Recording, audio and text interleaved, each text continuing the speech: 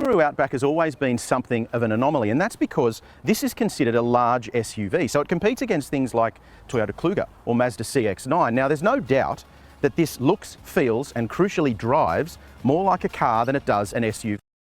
So you might be shopping in that large segment, but you're actually buying something that feels a whole lot more like a car, and I think that's a factor for some buyers. This is the new Subaru Outback, and what's most interesting is, according to Subaru, things like the engine, for example, are 90% new, so there's significant changes under the skin. Importantly, it's available from under $40,000 before on-road costs, so the value equation is pretty strong as well. Let's take a look at the new Subaru Outback. The Subaru Outback range starts from $39,990 for the Outback all-wheel drive base model. Step up to the Sport and pricing starts from $44,490, while the Touring that we have at launch starts from $47,790. Across the range, Outback is well specified with standard equipment, including a new 11.6-inch portrait infotainment screen, a 4.2-inch LCD driver's display, auto LED headlights, 18-inch alloy wheels, auto stop-start, and intelligent drive with sport mode. You'll be hard-pressed to pick the differences on the outside between the new and the old model, but the cabin is incredibly versatile.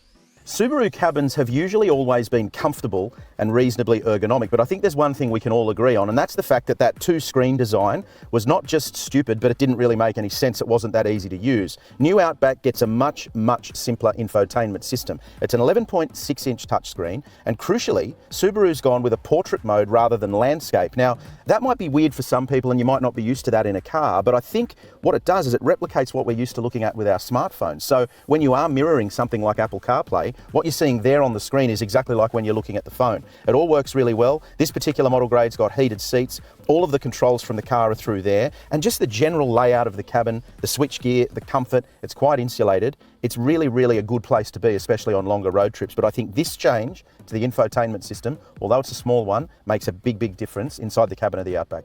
There's space in the second row befitting the large SUV segment, and while some manufacturers waste functionality attempting to offer 3 rows of seating, the 5-seat layout in the Outback is practical.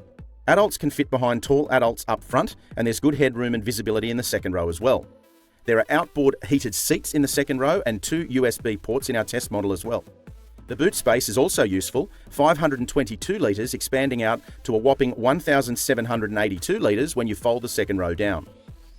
All Outback models are powered by a 2.5-litre naturally aspirated 4-cylinder boxer engine. It develops 138 kilowatts and 245 newton meters, figures which are up 9 kilowatts and 10 newton meters from the old model.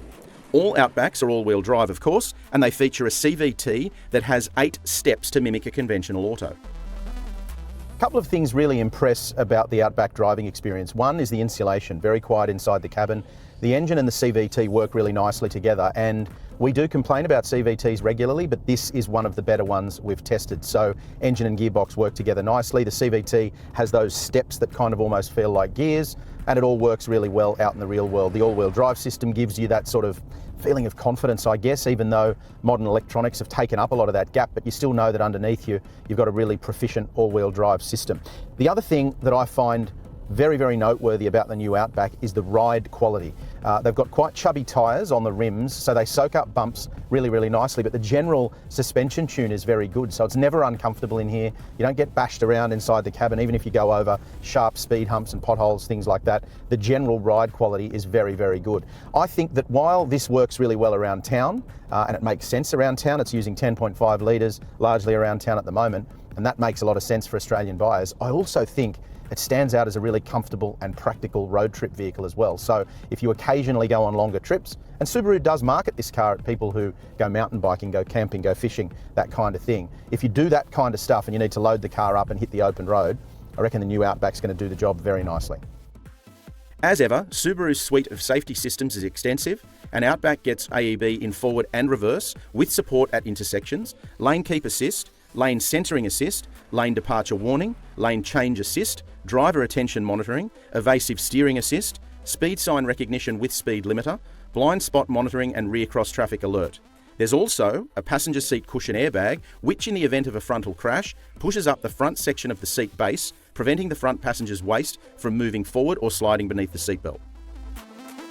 There you go, our thoughts on the all-new Subaru Outback, and I guess it'll surprise no one that it's a solid offering from Subaru. Their cars are always impressive, and we always like them, but Subaru fans are nothing if not passionate. So let us know what you think in the comments section below. Is there something that you would have liked to have seen in the new Subaru Outback that isn't there? We'd love to hear what you think. In the meantime, if you've enjoyed the video, click on like. Don't forget to hit subscribe so you can keep up to date with which videos are going live when, and for the full review, go to caradvice.com.